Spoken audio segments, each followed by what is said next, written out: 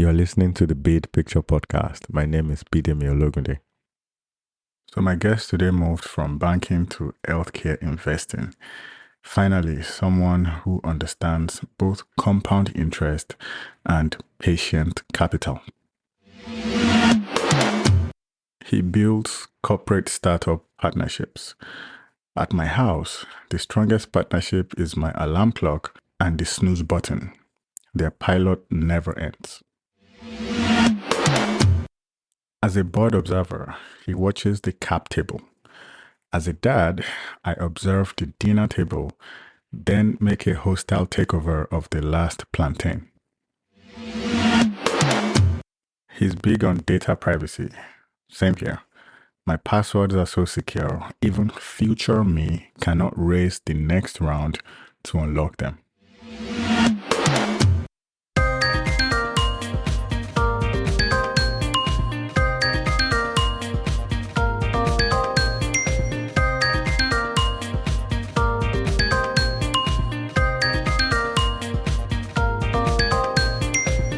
Thanks again for joining us on another episode of the Big Picture Podcast. I have a very special guest. We go way back, 20 something years and counting. Over to you, sir. Hey, baby, how's it going? My name is Good. Ayotunde, and it's been a long time now. We've known each other. We went secondary school together. Yeah. 26, 27 years. Wow. It's insane how much time it's been. Yeah. But it's good to catch up. It's good to be doing this, and I'm looking forward to the conversation. Nice. So we'll jump into it from, again, starting all the way back. You earned your bachelor's in economics at Obafemi Awolowo University, OAU, Ife, Nigeria. And then you got an MSc in, I believe, business analytics and consulting, correct? Business analysis and consulting, yeah. Okay. And that was the University of, I can never pronounce this correctly, Strathclyde in Glasgow, Scotland, yeah. Okay. So economics, business analysis, what were some of your early experiences that pushed you towards business analysis and investing rather than corporate finance? No, so that's a really good question. So I studied economics, and honestly, to be upfront with you, I didn't want to study economics. I wanted to study international relations because I really like government in school. I really like geography. But my parents are like, nope, you're not going to do that. You're going to go study economics so you can get a good job.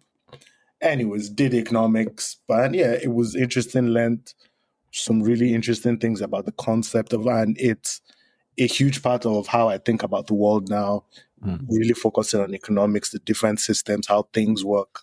The tariffs globally now are very interesting to me just because of the knock-on effects and so on, right? But I wanted to do something where I was dealing with real-world situations. And the course in Strathclyde gave me that opportunity because a huge part of it was, consulting with and doing case studies on actual companies globally. So my first case study in the course was with Ryanair and their low-cost model and how it works. And interesting enough, I think Ryanair are probably the most profitable airline in Europe. You won't think that they charge $3 for a ticket and all of that, but they have a very interesting model and they know how to get you. It would compare to maybe a Spirit Airlines in the US, right? Think of it like that. But again, they're very profitable, they're very efficient.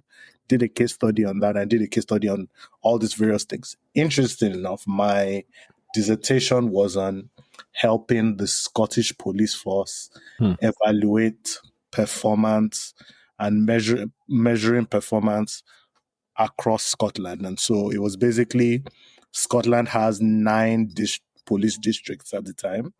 And it was okay, if you're in a big city like Glasgow or Edinburgh and your police, you measure performance in a certain way, arrests, all the various things. But if you're police in a small town in the Shetlands or in a town where there's only 5,000 people, should you be measuring and evaluating performance the same way? And so my dissertation was doing that research, understanding all of these systems, understanding what works, and comparing it with police systems in Denmark, in the Netherlands, in Australia. And so it was just being able to apply context and think about real life situations is why I wanted to do that, and it gave me that. And I think it's a huge part of the work I do now is just clarifying ambiguity and using context as much as possible to find solutions and to add value in doing using different cases. I think that course really helped me do that. Nice, nice. And you mentioned something just now, clarifying ambiguity. Mhm. And I followed, your career personally, professionally for a while. Mhm. And even on your social media platforms, clarifying ambiguity shows up in the way you approach even breaking down concepts. You're a big movie fan and you post every now and then about your favorite movies. And now that you mentioned clarifying ambiguity, I'm tying it back to how a scene from a movie clip and your take on that scene shows the way you think about the movie. I tell my wife sometimes, like, you could be a movie director, maybe in the nearest future, I maybe in wish. the, I because wish. a big part of there's this saying that what someone is interested in shows up in their hobbies. A big part of what you just described now can be extrapolated in, let's say, the way you, one of your hobbies, again, people that don't know you very well, is going fishing. And I get so much grief about that. So, another thing I want to now extrapolate is clarifying ambiguity is okay, your process of fishing. I don't know anything about fishing, but I know there is something called the bait that would attract the fish. Mhm. And then you set the hook and the line and the Yep. sinker. And all of that is you applying something conceptually to something you do as a hobby. So, in line with that, how would you describe some of these bigger picture concepts that you've also applied in your day to day thinking, in your day to day approach to just breaking down something in a simpler task or however it is that shows up for you? It's a good, interesting question. So the way I think about life and the way I think about my hobbies and things is I always want to be doing things that excite me and interest me. Hmm. And so that's the first thing, right? And I feel like the more I expose myself to interesting things, the more I'm able to get lessons from those things and then I can apply it to different things in my life. So I'll give you a quick example. I was talking to somebody about this and I tell people half of my job is talking to people, right? Is talking to people and in the process of talking to people about what work, life, whatever it is, that then leads to us building great relationships, building trust, and then leveraging those relationships to be able to do the work that I do, which is at the core of it, value creation and leveraging those relationships to create value for different people. So at the core, people come to in my last role at 54 Collective, my role was helping all of these businesses raise capital, find commercial partners, find strategic partners, and grow into different countries. I need to have built a really interesting network. And I need to have done a bunch of built all of these networks and built great relationships with people so that when my startups do need something, I'm not scrambling. I can plug them into those things whenever. And doing all of this interesting thing, watching a lot of movies, enjoying these movies just gives me pattern recognition Hmm. and coupled with all the conversations I have, the movies I watch, the different things, the different experiences, what fishing teaches me, which is patience, and just seeing the world from a different perspective. all of those make me a person that can relate to different things. Hmm. And on that level, I can use that to engage in different types of conversations and become warmer towards people. Because at the core, I'm not a people person. I don't like people. And for somebody whose job it is to talk to as many people as possible, I don't like people. Hmm. But I do all these things just to build as much pattern recognition and to build up my own self and my own understanding of the world by learning as much as possible so that when I am out in the world, I can be relatable, I can enjoy things, people can see that I enjoy things, and we can use that to, you know what, do great work, build great relationships, and have that. Hmm. People give me grief about fishing. Do you release the fish? Why do you do it? How many hours do you spend? Is it a good use of your time? All of those are good ways to have great conversations and to Yeah. do things. It's in doing that. It's I watched this movie. This is what I thought.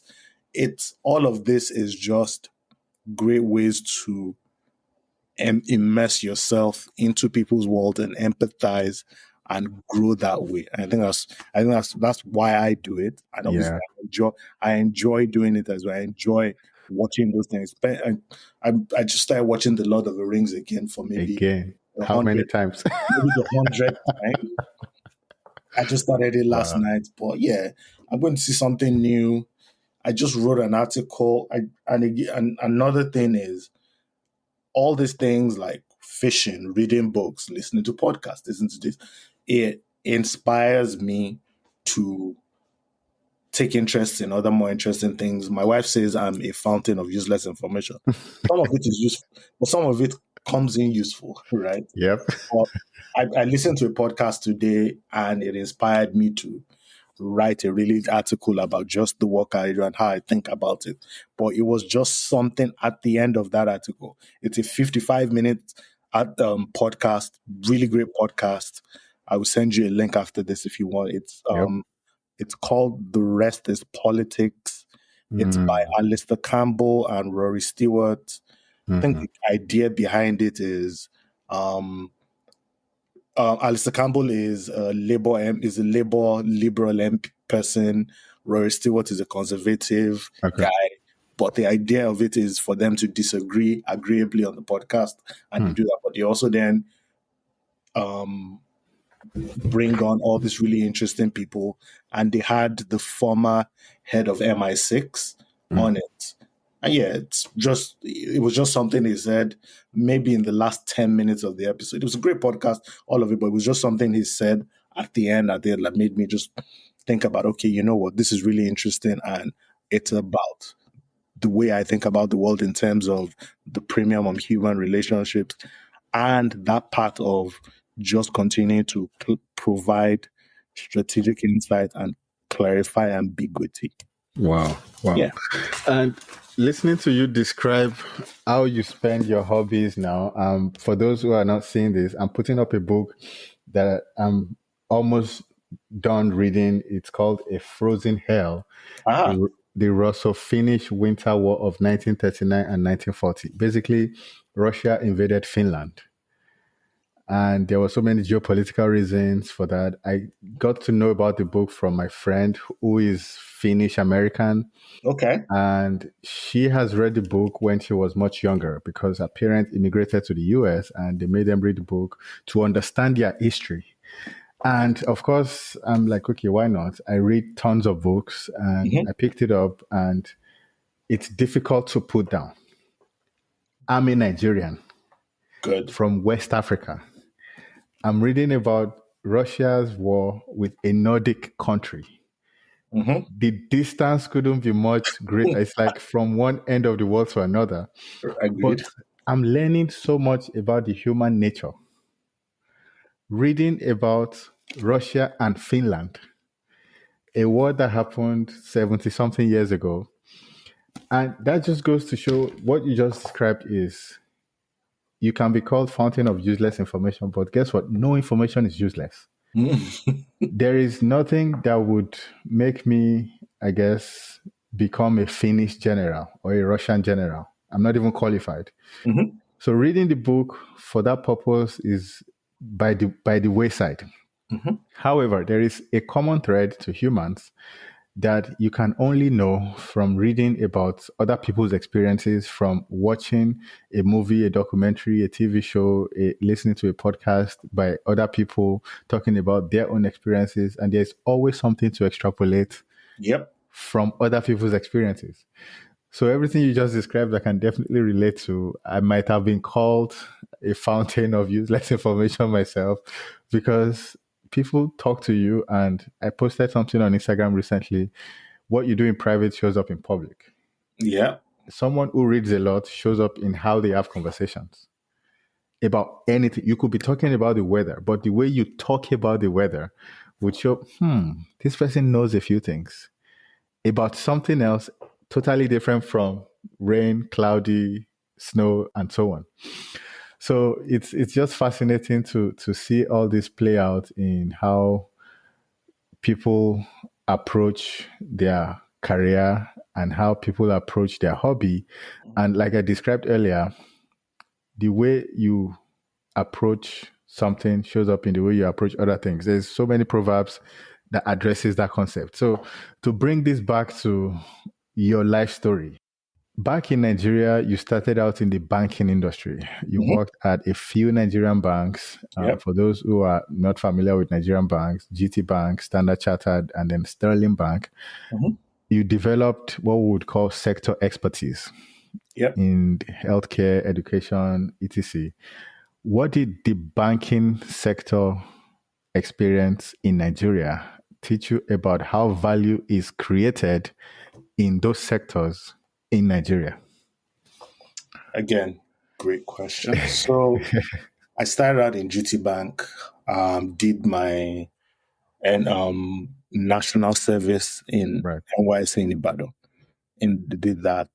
But it's basically grunt work, opening a bunch of accounts. But again, you learn so much just by interacting. And I had really great managers who took me to client meetings and all of that. Then I went to training school. You do 3 months of training school, and they just tell you in training school, you basically have to get an average of about 80 across 6 or 7 courses. And they just tell you, look, just focus on this. And then you get paid what was, I think, 176,000. I'm never going to forget that amount because you get paid that once you get training school.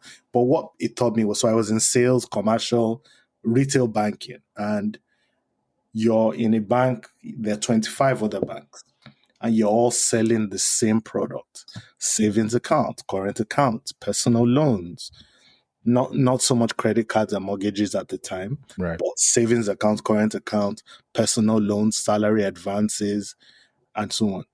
You're competing with 20 other banks. So the two things I learned and that have been a foundation is how to turn no's into yes. And how you do that is empathy and being able to communicate value to the person you are trying to sell to. That is how you don't just go to, I don't come to you who doesn't need a personal loan and say, hey, you must take a personal loan because my targets say that. No, that's not how it works. You have to understand what your potential customer needs and then be able to provide that and help them address those needs. And so that's been that. And then went to Standard Chartered, worked there for a couple of months, didn't really love it because they had me selling credit cards and mortgages, and it just wasn't what I had just come back from Strathclyde. It wasn't what I wanted to do. And so I then got the opportunity to work in Sterling, doing education financing. But again, it was there.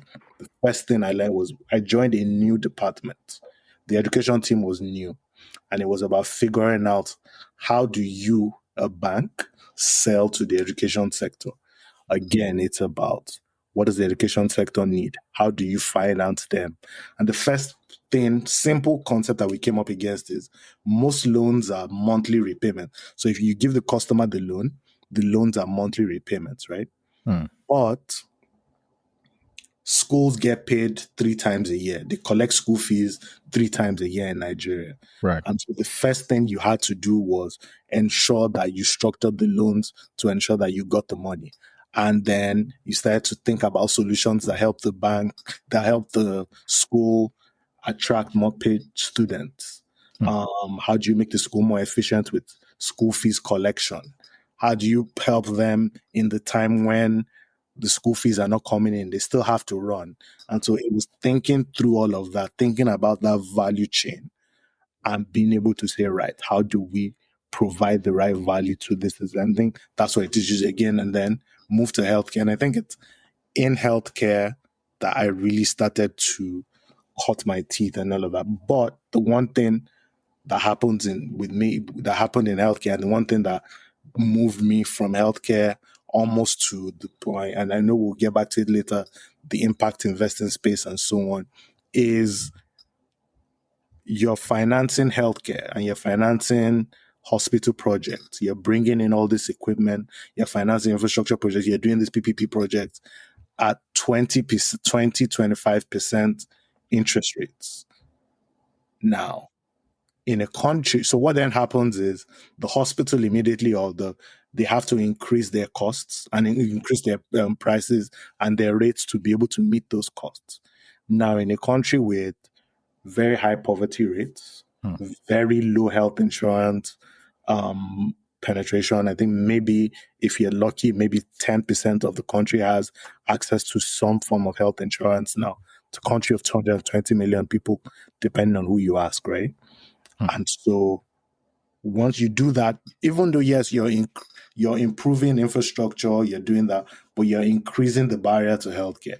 And so it got me thinking about how do we find more catalytic capital to invest in healthcare? How do we finance it better? How do we find the right partners? How are we investing in more efficient ways of doing healthcare? Now, I'm not going to go on a rant about all the problems in the healthcare sector and all the things that government is doing and what they shouldn't be doing. I was speaking to a friend earlier this week and we're talking about how Afrexim is building a 200 or 250 bed hospital in Abuja, and the Sovereign Wealth Fund is building cancer centers all over the country. And I'm wondering, anyways, let's not get into the weeds of it because I'm going to get angry again. But it was just thinking about how do we find catalytic ways to invest in healthcare better, and how do we ensure that people have access to quality and affordable healthcare. So the joke is always you can have access to affordable healthcare, but it won't be quality. You can have access to quality healthcare, but it won't be affordable. So it's that it was, but the goal was always how do we get closer to ensuring that more people have access to that. And it was finding different partners, how we using technology, how we using digital infrastructure, how we finding partners who can provide catalytic funding at low interest rates, what kind of interesting grants can we structure and things like that, right? And I think that was a lot of what I learned. And then it then led me to go out into the world seeking the knowledge of how to do this, which is what led me to do the impact investing course at Oxford. Attended a bunch of different conferences and just seeing different perspectives. And it shaped how I saw the world again. And I think I've always been lucky in that regard of always just getting to places that helps me see the world differently and shape what I want to do or what I want to do about it and the things I want to do and my interests. I've always been lucky that this thing, I think part of it is just because I'm open to these things and I'm open to these things. So things always come up that shape how I see the world and how I want to engage with it over the next couple of years. And that working in the healthcare space and doing that shaped that and then guided how I've spent almost the last 6 years from that time, which would have been from about 2008, 2009-ish. So now it's been that shape. So even though Now I've done VC across various sectors and all of that. Healthcare is still always the one that is very close to them just because of my understanding and the engagement I've had in that space and the knowledge and gotten into the weeds of healthcare policy, healthcare investment, the WHO, and all of that. Gotten Right. into all Right. of that. But So yeah. speaking about healthcare, back in 2020, you argued that Nigeria's COVID era recovery could unlock investments across the healthcare value chain, from primary care to pharma and health tech. Mhm. So, because me personally as well, I'm interested in healthcare from a cyber security, privacy perspective. And now hearing that your background actually at some point positioned you in a place to learn a ton about the healthcare space, to actually then start to see the world differently regarding how loans are provided to healthcare industry partners and so on. Looking back at this COVID era recovery in Nigeria, and how you basically said the recovery back then in Nigeria could unlock investment Mhm. across the healthcare value chain. So looking back now, what did you find surprising, and what did you predict to a T that it happened the way you predicted it to happen? Um, so unfortunately, I feel like COVID provided an opportunity because we all saw Hmm, the deficiencies of the healthcare system. hmm, We also the efficiencies in infrastructure, in workers, in availability of health saving products, oxygen, blood, think all of these things, right? We also it. And the hope was that, okay, we see this, and we also have this thing of people being able to travel abroad for healthcare and being able to, and at that point, you couldn't travel and you had to get all your treatment in Nigeria. There's been all of that now. There's been some very interesting private sector investments into Nigeria. Cancer treatment, hospitals, diagnostic centers. There've been significant, interesting investments into the sector.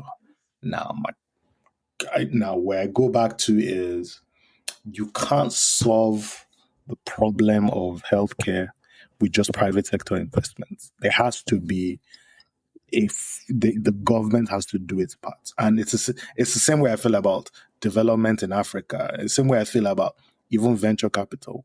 You're not going to innovate your way out of bad infrastructure and bad governance and the inavailability of infrastructure and bad governance and so on. You're not good. You can't. hmm, All those things have to come. Yeah, you will do our part, and you're not going to say because the government isn't doing anything, you won't do your part. You will continue to do your part. You continue to engage, but you need a significant infrastructural and policy investment and policy narrative that shapes and ensures that you can even get more investments than you can. You can get, and then you can get returns on the investment you get, which attracts more, but all those things are not in place. Primary healthcare, especially, is in any society that has gotten people access to quality and affordable health. Primary healthcare is the backbone of that. We still haven't addressed that, and there's a bunch of data into how many private public's primary healthcare centers exist and what they're doing and the capabilities and all of that. We can go into what we've seen with the migration of healthcare workers, doctors, nurses, all of those things are part of a healthcare system that are symptoms of a healthcare system that you haven't had the necessary political and financial investment by the government, and that's where we are. So I was right in a regard. We've seen those investments. The opportunity is clear. The need is there. There have been some very interesting investments over the last couple of years.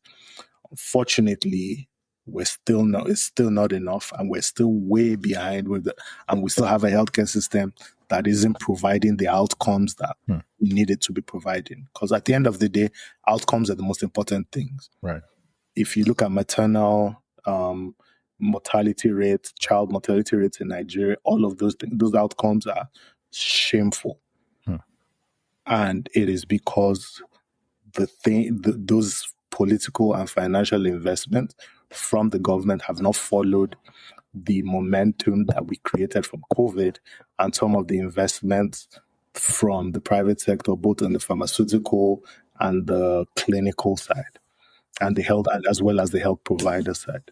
Wow. Wow. So if someone approaches you, maybe someone in the government or United Nations, or I know you're very familiar with the WHO, and they approach you saying, well, we would like your advice, maybe in a consulting capacity or in an advisory capacity, on one policy change that can be made, either 90-day runway or 6-month runway, a policy change that would unlock the most private capital. You mentioned just now, you cannot innovate your way out of a problem of bad infrastructure. Private capital alone is not sufficient. However, if the government turns around and wakes up from their long-term sleep saying, we are willing to match one-to-one private sector investment, which in some US states, that is happening. The government comes in and says, if you can, the governor can bring in private sector capital, we would match one-to-one to Okay. kickstart this thing going on. So from your perspective, if you're advising the Nigerian government, one policy change, maybe in the primary care or regional healthcare or whatever the policy change might look like, that would unlock the most private capital because the government wants to then do some one-to-one matching. What's that one policy change? Okay, so now there's something, and I'll go into the way of concept. There's something called effective demand for healthcare, right? That is demand for healthcare backed by ability to pay, right? In the UK, for example, there's the NHS that spends almost 200 billion pounds on healthcare every year. Now, this includes salaries, this includes this, but you know that if you are a healthcare provider and you invest in healthcare, right, or you invest in a healthcare facility and all of that, if you provide the services, there are people who would demand those services, and they will be backed by the ability to pay because there is health insurance that ensures that they get paid for it. And again, you have that. Even the American healthcare system, as much as you complain, with I can't remember where the elder care system for that, is it Medicaid? Medicaid, yeah. Medicaid is such a significant driver of revenue for hospital systems, right? Yep. And obviously because of that. And that's a game changer for that system. We don't have anything of that sort in Nigeria. You don't have any significant pool of capital that you know that if I build this hospital and I provide services and people come, there's a way for them to pay. There's a guaranteed pool of capital. And so it's the government saying we're going to create a health insurance pool that covers a significant amount of people. It doesn't have to, obviously, the train has left the station or the ship has sailed on you being able to cover the entire population. But just pick a significant part.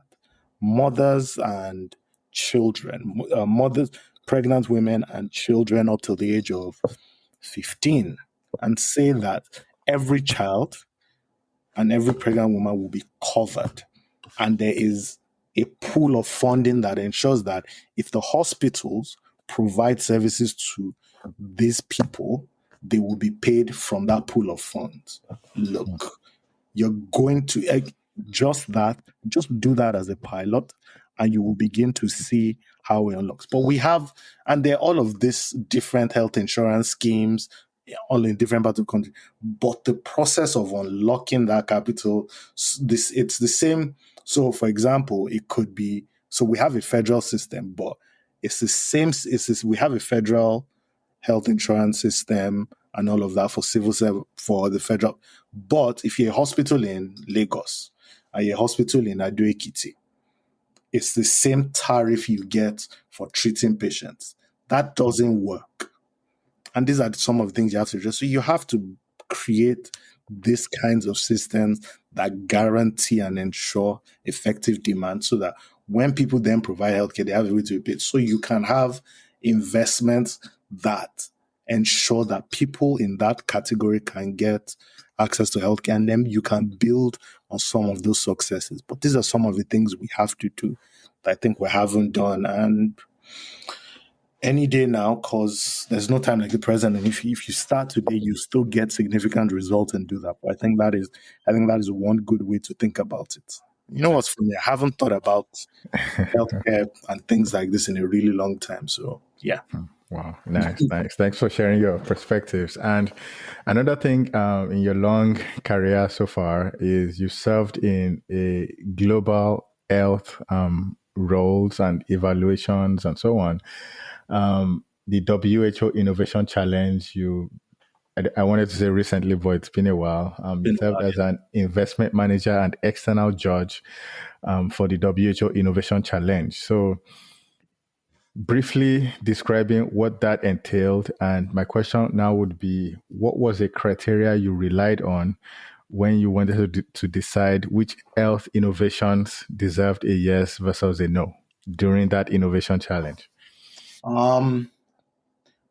Outcomes are very important. What has the most significant impact on the largest number of people, and how easy is it to deploy? And how easy is it to deploy? How easy is it to scale? Now, sustainability is something we think about, but it wasn't the criteria we looked at here, if I remember correctly. Or I think it's impact in how many people will this affect and in how much time, and how easy is it to deploy and scale.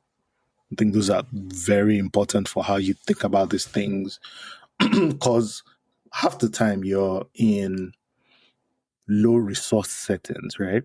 A lot of these innovations are in low resource settings. So you also have to think about how you deploy and adapt it to those regions. You can't have a solution that needs constant electricity in a remote part um of of the Philippines, or a solution where a village that it takes a couple of hours by boat to get there. You have to think about those kinds of situations and the adaptability to the settings in which they're to be deployed and how many people they can impact over a period of time. So those are some of the things we looked at, and yeah, Nice, it was nice. an it's an interesting project. Yeah. Nice. So, bringing that to some of your more recent engagements, you mentioned impact, and I wanted to ask about what's the difference, or is there a correlation between impact and commercial viability? It's one thing for a project, an idea to be impactful. It's another thing entirely to have commercial viability. We see this as well in the startup space. And when sometimes I watch some of the shows on Shark Tank, and they come up with this idea, and they say, "Well, the first question one of the sharks asks is, how do you plan to scale?" Yeah. So, impact versus commercial viability. Bringing this to your more recent engagements now, how do you weigh the two? Is there a time where you prioritize impact? Is there a time where you prioritize commercial viability? Or are they two separate coins entirely? So it depends on the person who is funding. They are at Grand Challenges Canada is an impact first organization. Financial sustainability is important because even if you're impactful, if you need grants every year and you're not sustainable, then you won't be able to scale the innovation, as you won't be able to create the impact you want to create. So financial viability is also important, right? But the organization GCC is impact first. You then also have VCs who are, some VCs are financial first or financial only, and they then have ESG practices and things like that, do no harm and so on. But the sweet spot impact investing says it's commercial viability with impact. is you must be able to return capital to your investors, but you must also do good and impact stake people in the value chain and in the stakeholders. So it varies, the context varies, and there's a place for everybody.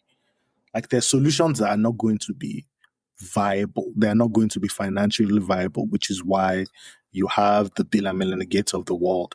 But even within Bill and Melinda, they're part of that foundation and part of that organization that are funding financial viability projects, but with impact. But there's also space for grants. There's vaccines, for example, are a very good example of, for you to be able to distribute that, it has to be, the funding has to be almost catalytic grant capital. So there's space for all of this, and sometimes you need grants to catalyze the financial investment and so on, and you need breakdown, which is why into you have all these terms like impact investing, blended finance, where you have grants that guarantee the capital, you have guarantees that ensure that if you bring in, it might be a 20% guarantee to say if you invest, you ensure that you get some of your money back, even if the investment goes back, because you need all of this funding to you need this type of funding to catalyze the investment into especially poorly resourced areas and areas where investments like this have not been done.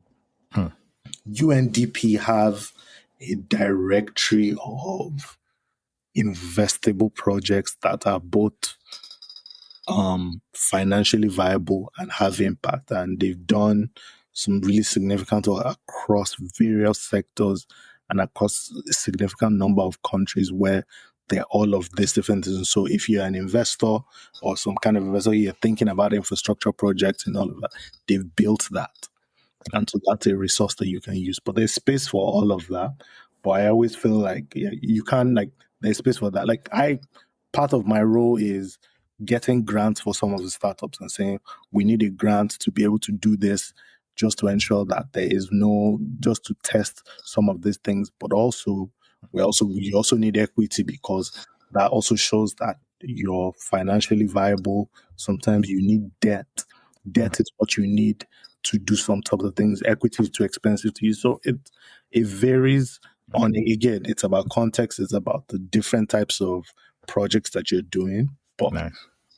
So let's tie all the conversations we've been having for the past 40 something minutes into risk and governance and security and privacy and so on. So we've established your background in the healthcare, fintech to some extent, the education sector, and so on.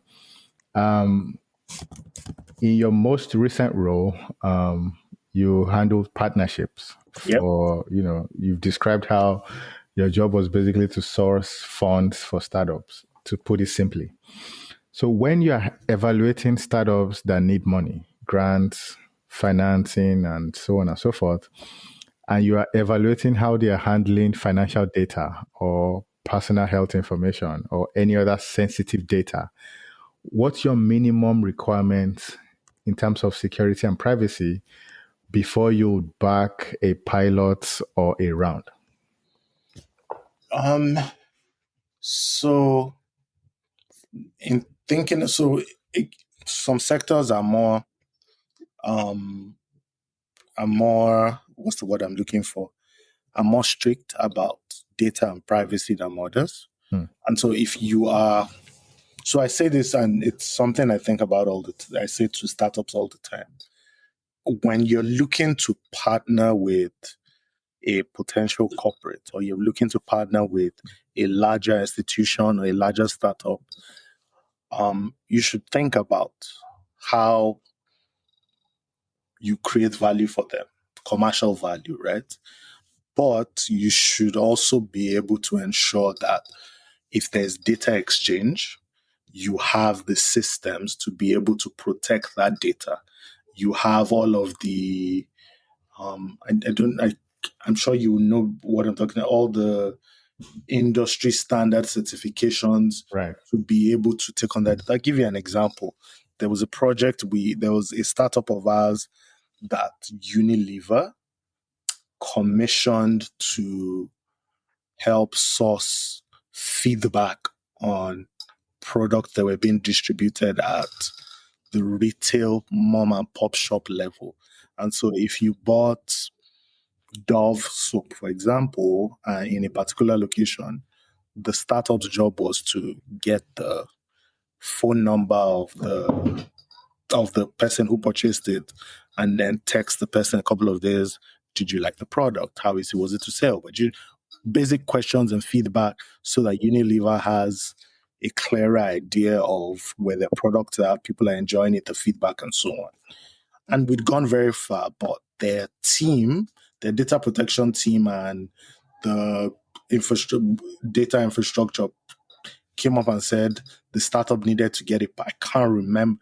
This was a long time ago, but there was a particular certification and they had to get, and it was going to take 9-10 months to get it. And it was going to cost a significant amount of money to get that certification. And so the project stalled for a bit and all of that, because again, so part of my conversation to whatever is, right, yes, can you provide value? Can you provide commercial value? Can you do that? But are you also ready for the big time? Can you handle the data that they will bring? And because they're so particular about data, do you have the right infrastructure to show them that you can protect it? You're not vulnerable to hacking. If you're dealing with EU organizations, all this, the GDPR, all of these things will come up. You ready? Do you have the ability to handle that? And sometimes, unfortunately, the answer is no.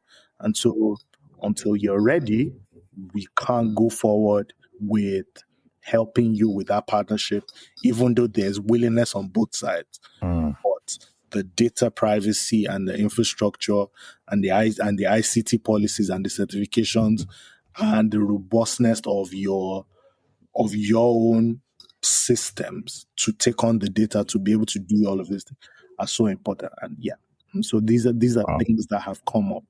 And so it's not just shameless plug. I wrote an article recently on LinkedIn. I posted it on LinkedIn, and it was basically just talking about when if as people, as investors, and even as a startup, when you're thinking about how you're building your product and you're building a startup, yes, you're thinking about your customers and how you add value to your customers and all of that.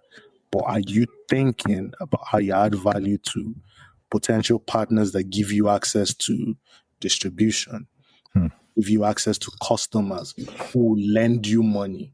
Like, so for example, I know, and there's a great partner of ours, they provide debt capital to startups. But part of their requirement is, do you have a system? Do you have a debt management system that tracks the day-to-day of those loans? Do you have a loan monitoring platform as well?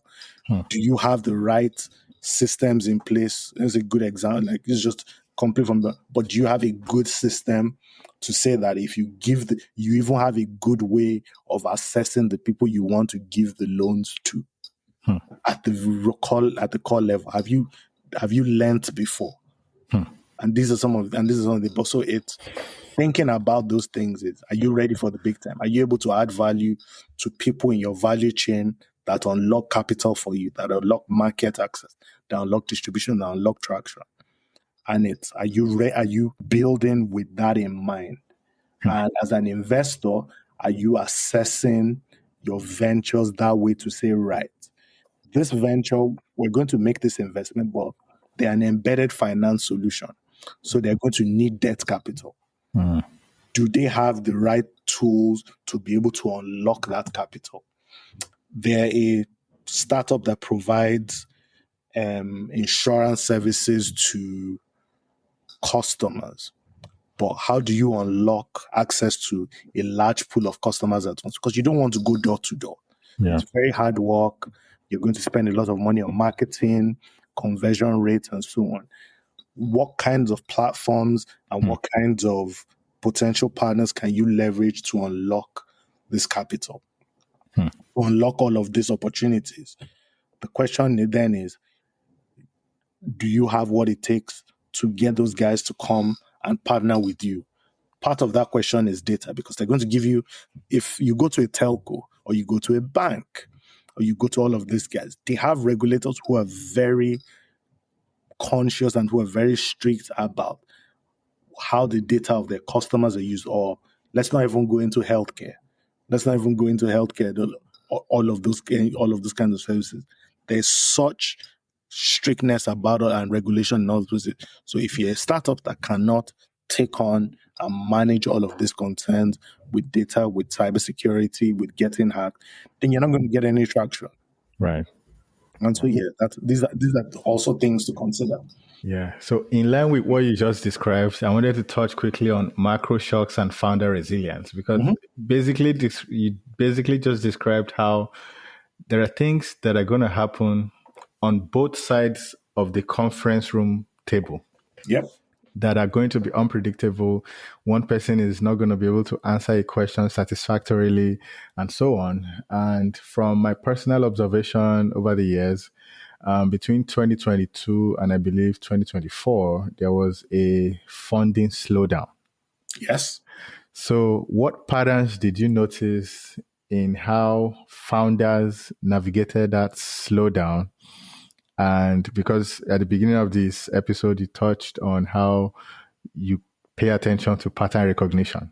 Mhm. So, from your experience on both sides of the conference table, some founders handle this slowdown in certain way. Some other ventures or corporates or LPs also handle the same slowdown in a certain way. So, what was your take on that 2022, 2024? Interesting question. So what I always thought is the guys who've come out of that process and being able to continue to grow and continue to raise capital and do well are the ones who did some of those things I mentioned. They've built a product that works. They've built a business model that, because what has happened is, so there was what happened in venture. The question was always, don't you just need to grow and acquire customers and continue to scale. Based on that, you will be able to raise capital, and at some point in the future, you will become profitable and sustainable.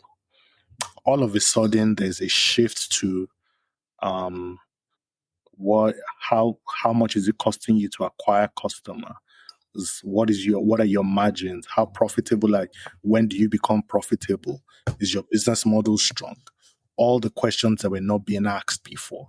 And so if you're a business that has optimized for just growth without all of this metrics of margins, of customer acquisition, of scale, of profitability, you're automatically in trouble. And so you had to do that. So the guys who've continued to grow and raise capital are the guys who all those things, all these fundamentals were already built in. And so they were able to, yes, it would then take longer to raise capital because due diligence is longer. You're not raised we were telling our founders, look, if you raise a round now, just assume that you won't raise again, or at least assume that this is runway for at least 24 months, 18 months, 24 months. And that's how to think about it, because there was a correction in that because, and it comes from the top. Zero interest rate. We had zero interest rates. So corporates and all these different organizations were finding places, and all the foundations and all the endowments were looking for different places to put their money. And so venture was attractive because of that. All of a sudden, zero interest rates are gone. The Fed has increased interest rates. And so money isn't flowing to the corporates and are not providing funding to the VCs anymore.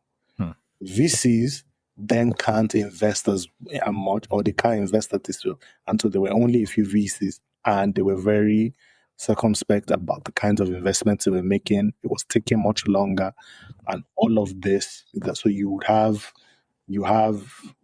various things where there might be more deals being done, but the number of deals is reduced. Or you have fewer deals being done, but the volumes are higher because there are now a lot of investment in growth stage businesses. Now, this is taking out AI because that's a that's a complete. But even in AI, it's the really major guys who've raised a significant amount of funding, and then you then have the middling ones and so on. OpenAI, Meta. OpenAI, Chocolate, and so on, Yep, right? yep. You still, and then you have a few in the middle Hmm. of that. But again, with VC in Africa, for example, you have a significant number of deals. Large deals are for the growth stage, maturing businesses. But the early stage is starting to see a slowdown there. And so that's also a problem. And that's something that needs to be addressed in that you want more invest, because if you don't have the early stage businesses and they're not being funded and catalyzed and supported to grow into mature businesses, then you're going to have a problem at some point. And so this is Wow. something. But yeah, there was a shift to all of a sudden. It was the questions, people didn't have the answers to the questions that were being asked. Hmm. No, but before it was just grow, get customers, do all of that. And all of a Yeah. sudden, people are asking you, how much did it cost you to acquire one customer? What are your margins? When are you becoming profitable? Wow. And they're like, dude, like this isn't why we do this. Like, did you ever watch this TV show, Silicon Valley? It's old. No. It's before its time. There's a hilarious clip that goes or gets circulated around social media from time to time. The founder is talking about, if I find it, I'll send it to you. The founder is talking about, he's on the phone talking to somebody, to another potential, his investor is in the room and is talking about, okay, we need to generate revenue. So, and the investor is like, what do you mean? What do you mean? Revenue? Like, no, we don't do revenue.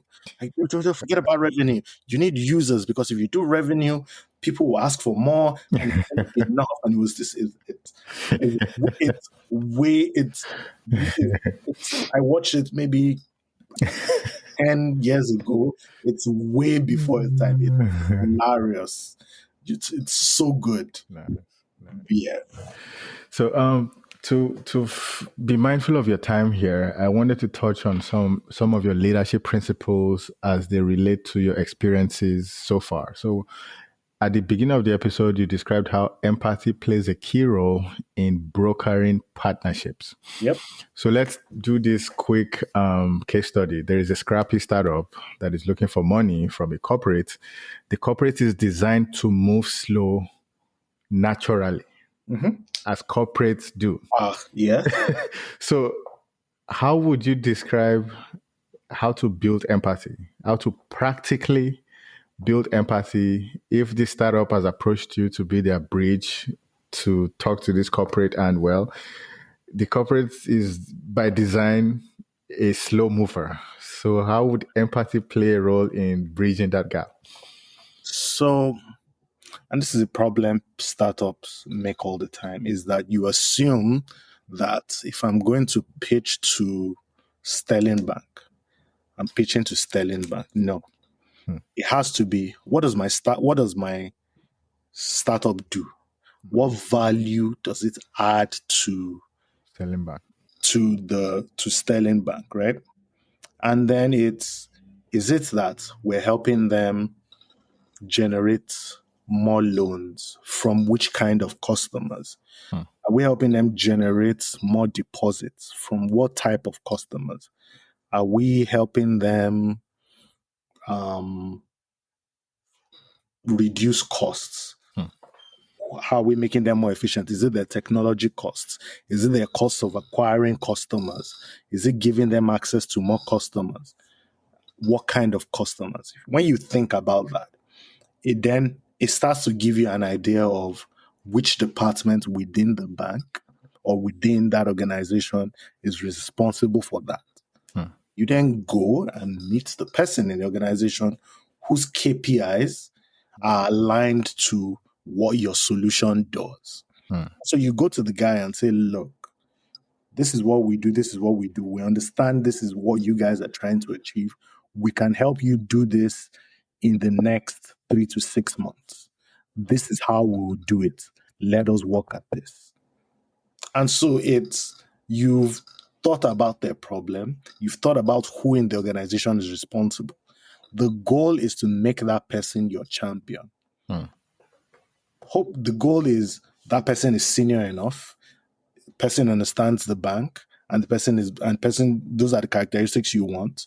It's a decision maker, understands the bank, can move things, can get you the approvals you need, can move things. So it's obvious, because there will always be obstacles. Even if it's the most innovative corporate in the world, there will be departments that will be like, no, hold on. Have they met our compliance? Have they met risk? Have they met audit? Do they have this documentation? Do they have that? Are they up to date on this?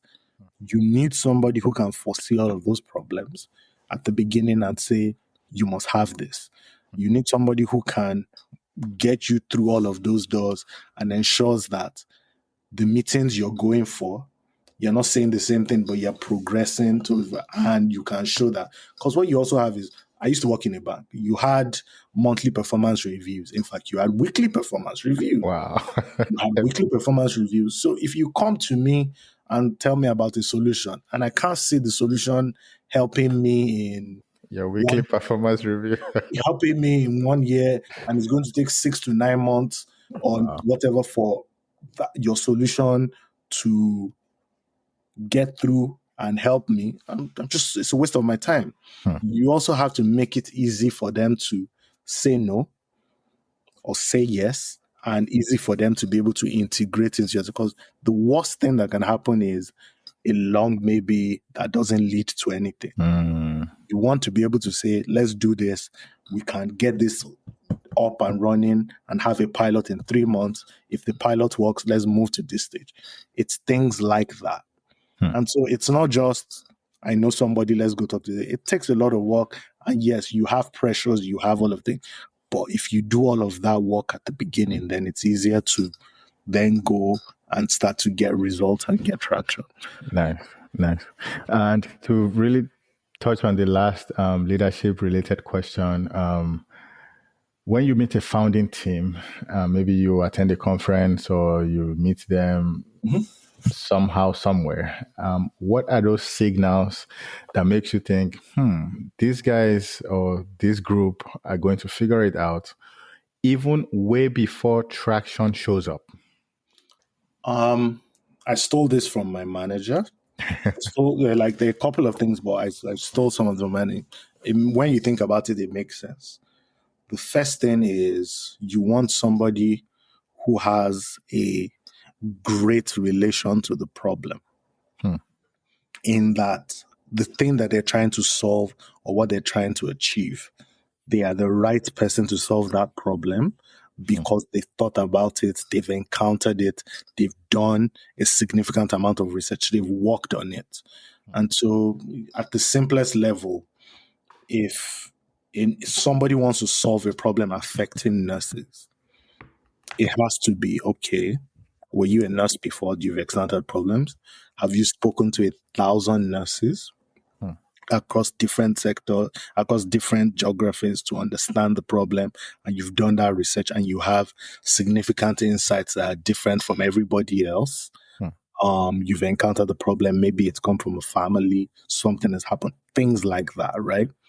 You've encountered that problem on a not necessarily a personal level, but at a level where you've gone through and engaged with that problem in a strategic and constructive way, right? That's the first thing you want to see. And then you want somebody who can look at that problem and from there engaging with it and engaging with all the things around the problem can provide really interesting insights that other people can't.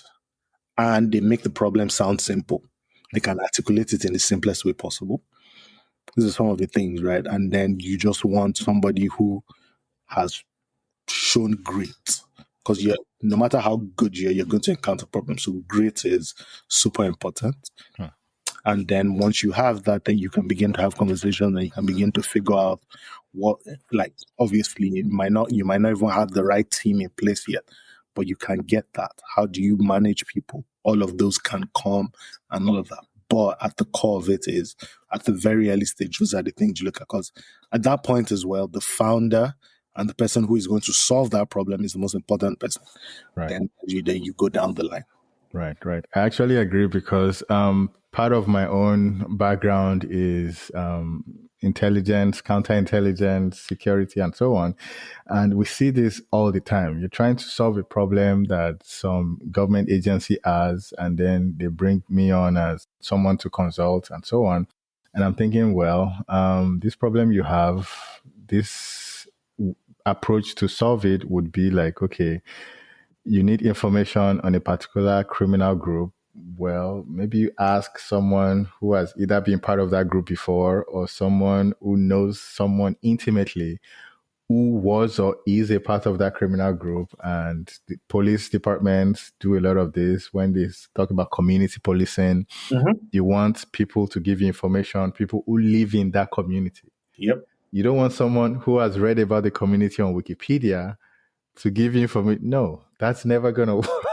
Yeah, and it goes back to that thing that I was saying at the beginning about when I was talking about my dissertation in measuring, but you can't measure, you can't think about solving the policing problems in a large city like London or Glasgow the same way you think about a community of 5,000 people. No, you can't. Yeah, yeah.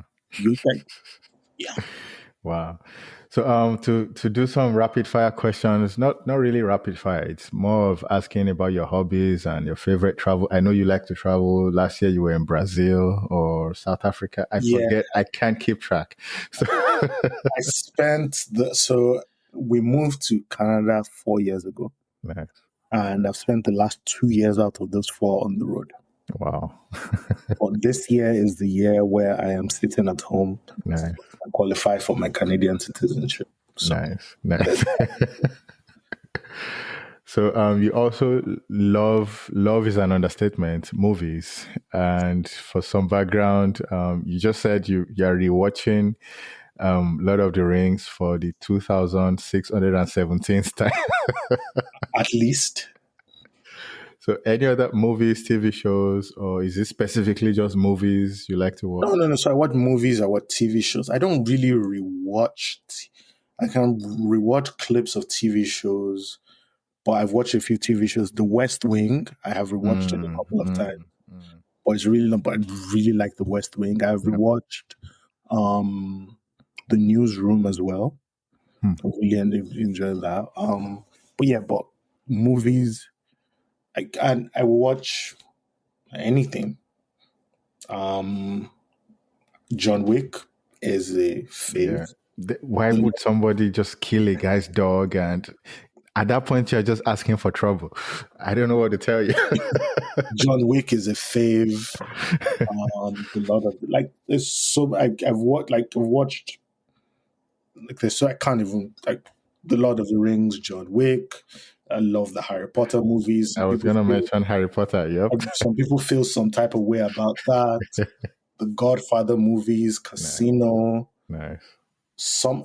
Game of Thrones. No, they broke my heart. The final episode, right?